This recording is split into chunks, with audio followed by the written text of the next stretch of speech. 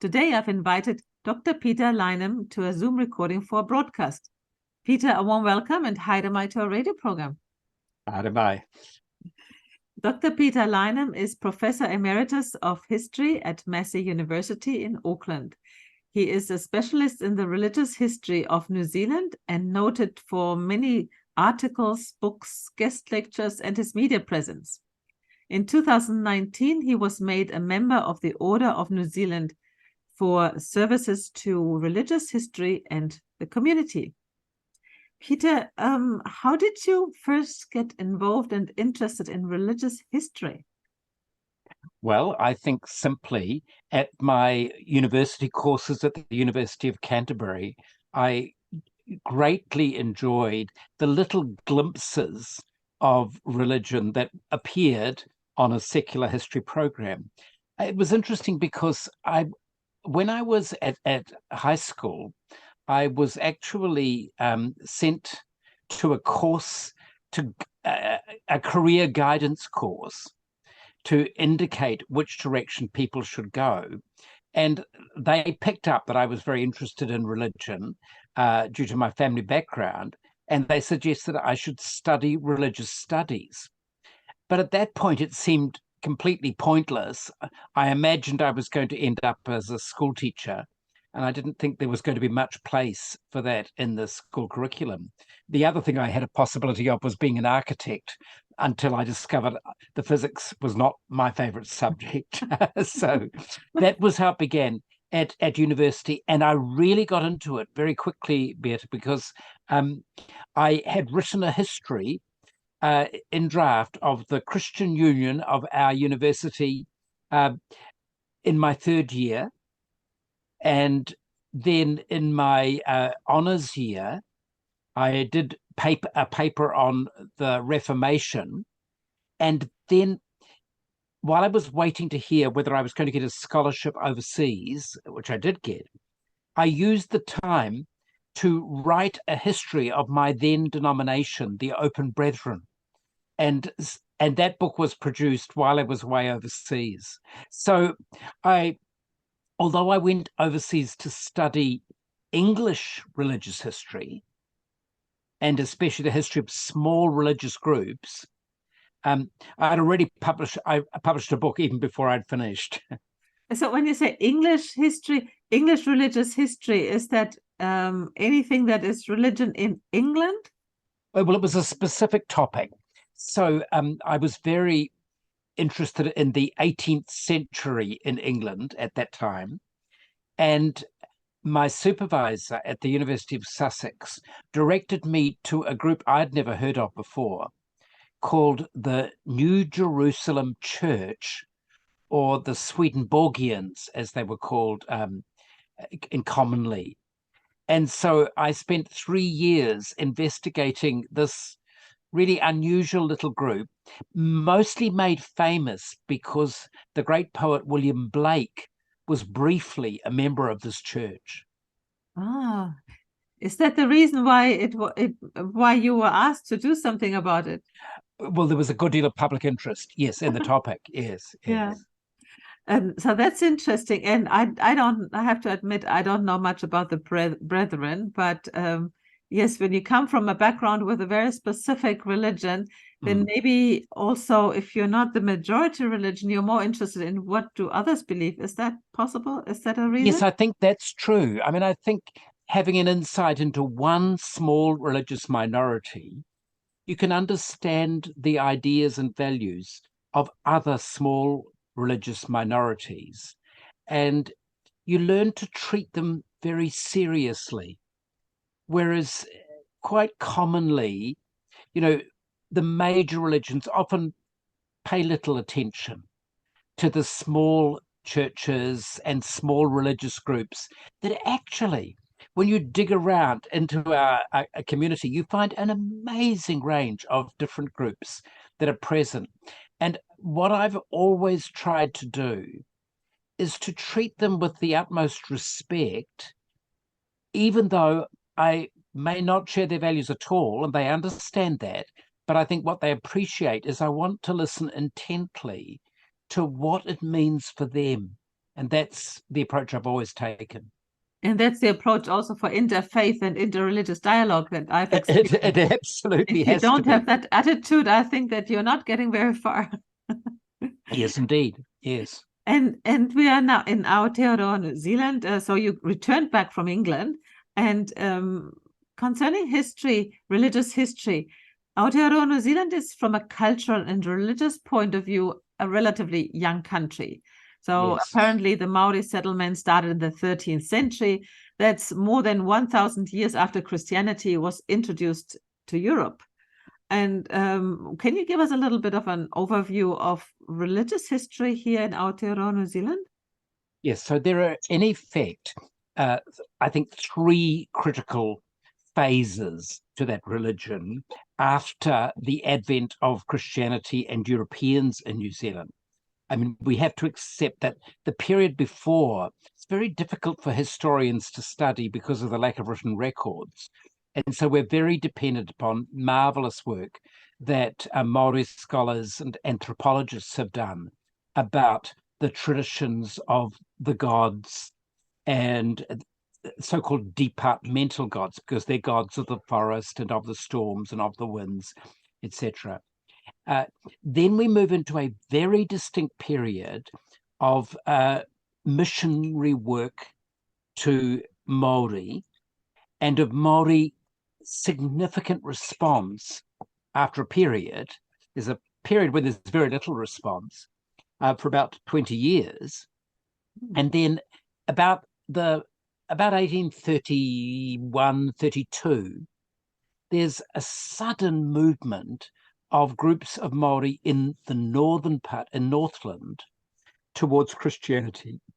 And then by the end of by 1840, there are three principal Christian churches operating among Māori. There's the Anglican Church's Church Missionary Society, the Wesleyan Methodist Missionary Society, and the Marist Mission of the Catholic Church.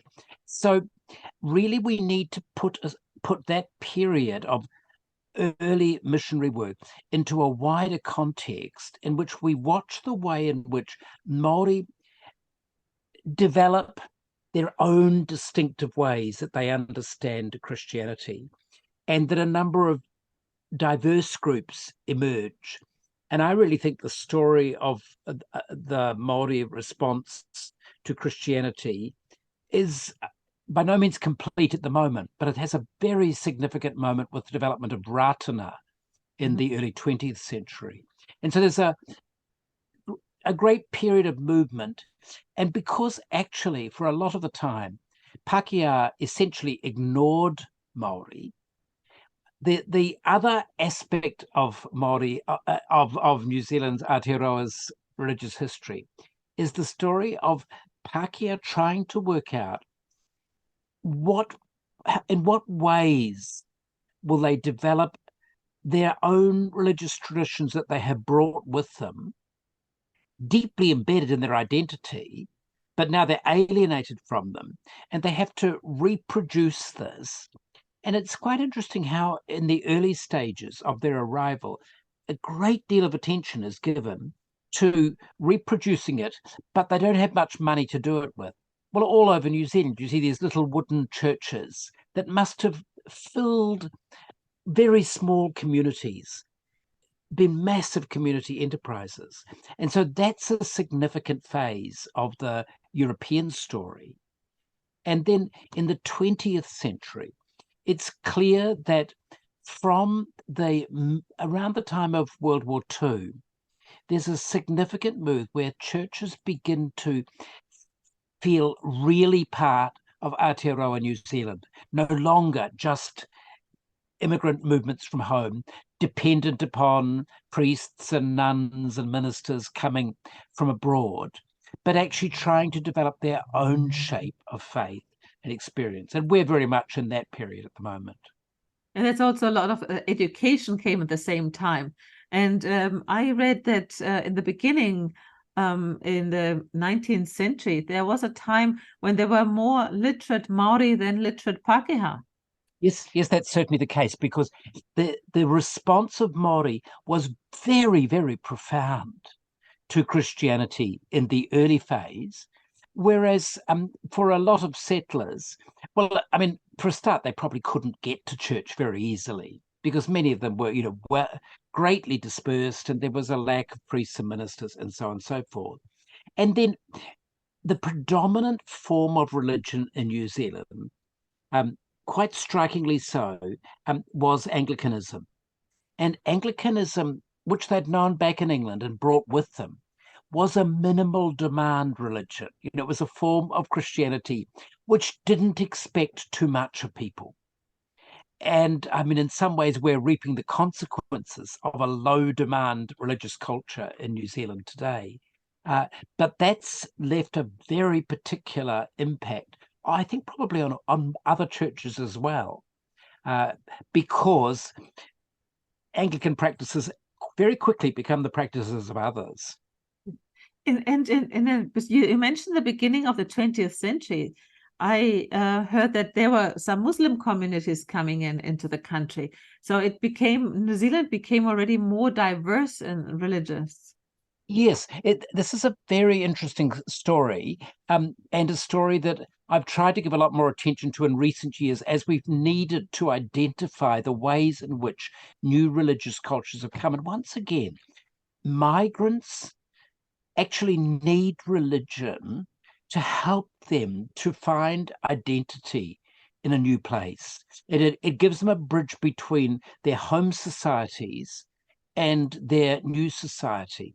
And so early Jewish communities, they are very early coming into New Zealand. There are Jewish communities there from the 1840s in New Zealand. There are small groups of Muslims. We have the good fortune of having the religious census that from the very beginning in 1861, they were collecting religious data as well as all the other data that the census collects. So we've got a fantastic indication, and we know from that there were very small numbers of Muslims being brought in, mostly by ex-Indian soldiers, Europeans, who loved the loyalty of their Indian workers and brought them here, especially to Canterbury. And so there were little groups of Muslims, and they must have found it very difficult because they were not able to build their own religious place of worship. I think it's 1951. That's the first mosque in New Zealand. But the small Muslim groups, many of them become traders and itinerants, but they have a little network all of their own. And the same is true of early Hindus as well. And now we are such a diverse country, and especially Auckland is extremely diverse regarding religions. It is absolutely fascinating. I every now and then resume a determination to do a map of the diversity of Auckland in religious terms, and I discover in the month or two since I put the project aside, another group has appeared, or I've gained some insight into a group that I didn't even know existed, but has been there for many years. And sometimes I actually find, just wandering the streets, you come across a little temple or religious building that was, just pushed away into the corner, and actually it's there. Yes. It's interesting because the Auckland Interfaith Council does a yearly Exploring Sacred Spaces event where people are invited to visit different spaces of worship. And every year or most of the years, it's a different place. And then you also discover new things. You discover, there is a Coptic church. There's only one Coptic church in Auckland. Yes. And yes. Then you come to a little Islamic center or a little chapel that people didn't know about. And I think that there's always space to learn and to get to know the neighbors. And when you know the neighbors very well, I think that you can build bridges easily. And one of the lovely things about this is that migrants tend to come because they know other migrants. And so you get, say, for the Coptic community, them assembling in Beach Haven around their Coptic church, or for I can locate various groups in different places, the very particular places where Sikhs worship, and where different strands of Buddhism find their places of worship, and they often reside around those places. Yeah, and also I was wondering, in New Zealand, it's often said that it's a secular country, but we've just discussed about all these the religions that we have here, and all these places of worship popping up. And some people still think that religion is not needed, but religion is so important, as you say, for migrants, but for other people also. And the value for society is often underestimated. Where do you see the relevance and importance of religion in today's society, with a particular focus on New Zealand? I'm very clear that a community, indeed a whole society, gets the religion that it wants. And if it chooses to push religion to the edges of society, then religions will struggle much more, and lots of people will be disconnected. But for those who are connected, several things come through.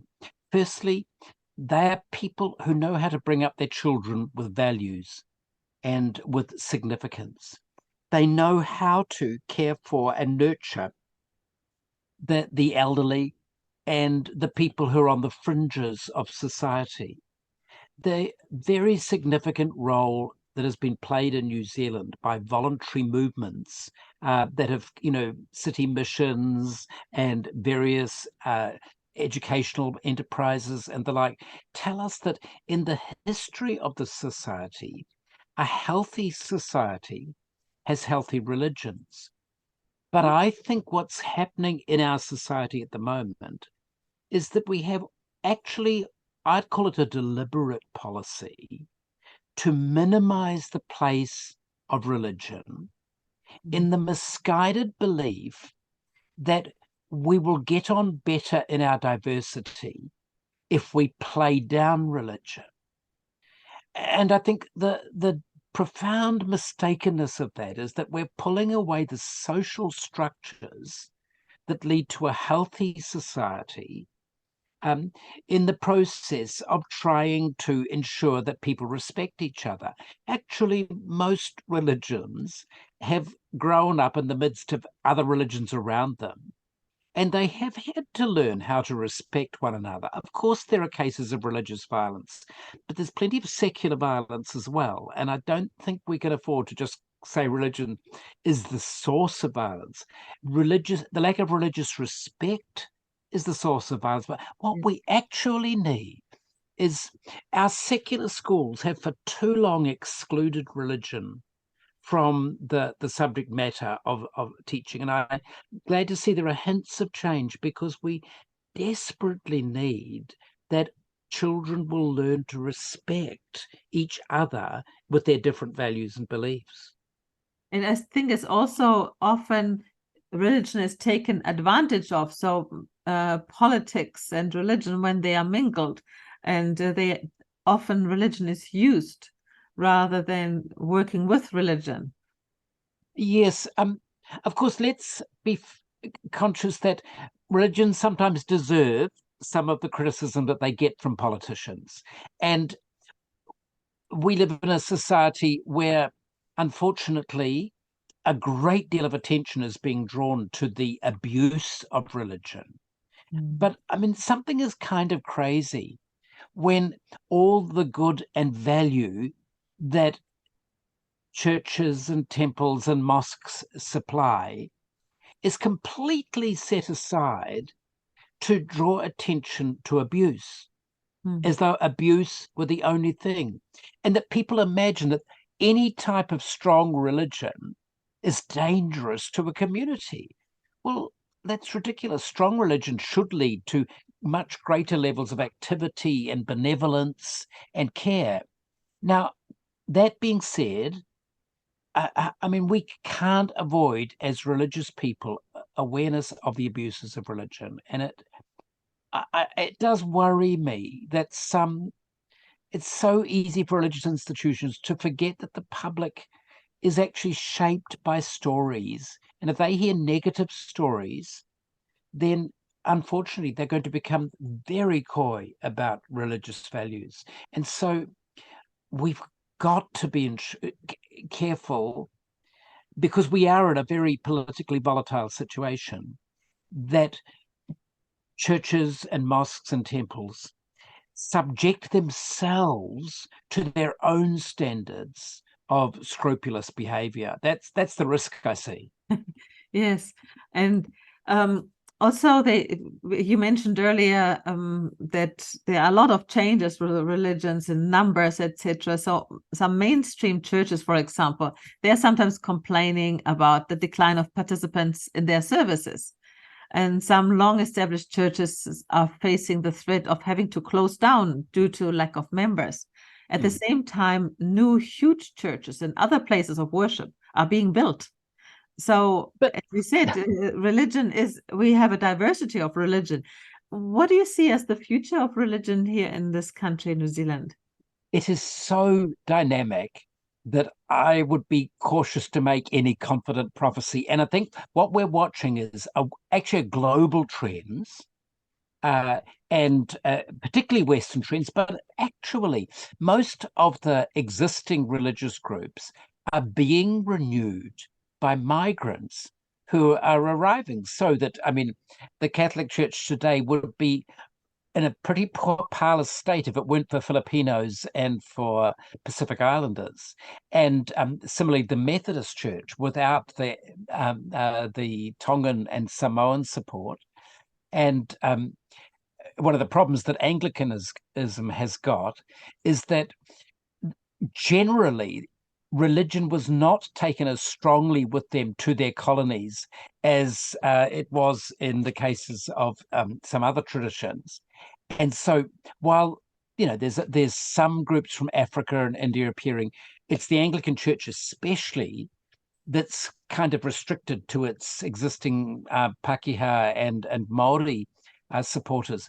But I watch with great interest when I see, say, a traditional European church taken over by a new Korean or Chinese community. And the old community actually needs to be gracious about this. And as for the long-term significance, well, of course, gradually, as these new migrant communities become more settled, the church may well become less important to many of them. But I think we're in such a dynamic situation globally that I think it would be extraordinarily unwise for people to write religion off. I don't think so. And talking about not writing them off, what about the New Zealand general elections 2023? Do you think that religion will play a role in the light of these elections? Well, it already has begun to play a little bit of a role on the edge with this Freedoms Party and the complexity of what happened with the dispute over the mandates during COVID. And for various reasons, some religious communities, especially smaller religious communities, have been caught up in these debates. So that's quite an interesting play. And Brian Tamaki is certainly making his presence felt in his particular tradition. I also note that a lot of debates over sexuality are beginning to appear on the edges of this as well. And this is where religions do need to be aware that, and they've got to get involved in the discussions that are going on about the changing social character of New Zealand and involve themselves in a good way. I'll tell you another aspect that's very interesting is that churches and church-related voluntary groups, the Salvation Army, for example, play a very, very significant role in the care of the homeless and in the impoverished. Think of the city missions and their role in the impoverished sectors of society, and not just the named city missions, but Catholic social services and Presbyterian support and so on and so forth. And they are extremely dependent on a comfortable relationship with a state that understands what they're doing. And I think one of the things we as responsible people should be asking is asking our politicians, what's your attitude towards the care for the homeless? What's your attitude towards the impoverished? What is your attitude towards refugees? I think it kind of is important that our values that come from our faith really do impinge on our political preferences and decisions. And that's really important. I'm just wondering if some of the new migrants, depending on where they're coming from, when they are allowed to vote, and they come with a baggage of maybe a system where they were not able to demand any answers to certain questions. So so you say the beauty is you come from people coming from different cultures. The challenge is then to understand the New Zealand culture and to adapt to it easily, so that you're not just in the religious space, but also as a citizen. Yes, of course. And I mean, good citizenship, I think it can be argued, a healthy religious society that is genuinely plural in its understanding of religion is actually the basis for a healthy democracy as well. That's very well put. Thank you so much, Peter. That was really interesting. I enjoyed the little glimpse through the history of New Zealand, and knowing it's not over. Religion is there, and religion has been there, I think, since human beings, and just in different forms. So, kia kaha, keep safe, and thank you, Peter, for the interview. Thank you.